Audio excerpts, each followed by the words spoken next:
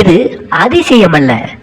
அகங்காரத்தையும் உடல் உணர்வையும் ஒழிப்பதன் மூலம் பரமாத்மாவிடம் தன்னை முழுவதும் அர்ப்பணித்து சரணாகதி அடைந்து அவருடன் ஒன்றிணைபவனுக்கு ஜாதி தேசம் என்னும் கேள்விகள் குறித்து கருத்து கொள்வதற்கு ஏதுமே இல்லை.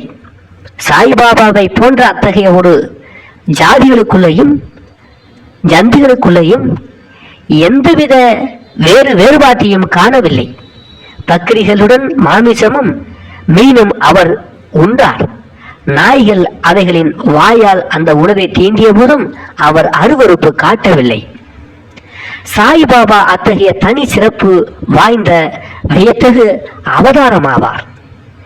முன்னர் செய்த நல் வினைகளின் காரணமாகவே நான் அவர் பாதத்தடியில் உட்காருவதற்கும் அவருடைய ஆசீர்வதிக்கப்பட்ட நட்பை மகிழ்ந்து அனுபவிப்பதற்கும் நல்ல அதிர்ஷ்டத்தை பெற்றேன். அதிலிருந்து நான் பெற்ற மகிழ்ச்சியும் ஆனந்தமும் தன் நிகரே இல்லாதது. உண்மையில் சாய்பாபா பரிபூர்ண ஆனந்தமும் உணர்வும் ஆவார். அவரின் உயர்வையும் தனித்தன்மை சிறப்பையும் போதுமான அளவிற்கு நான் விளக்க இயலாது. அவரின் பாதார விந்தங்களில் ஆனந்தத்தை நுகர்பவன். அவருடையதென ஆத்மாவிலேயே ஸ்தாபிக்கப்படுகிறார். முக்தியில் ஆர்வமுள்ள பல சன்னியாசிகள், சாதகர்கள் மற்றும் எல்லாவித மக்களும் சாய்பாபாவிடம் வந்தனர். எப்போதும் அவர் நடந்தார், பேசினார், அவர்களுடன் சேர்ந்து சிரித்தார்.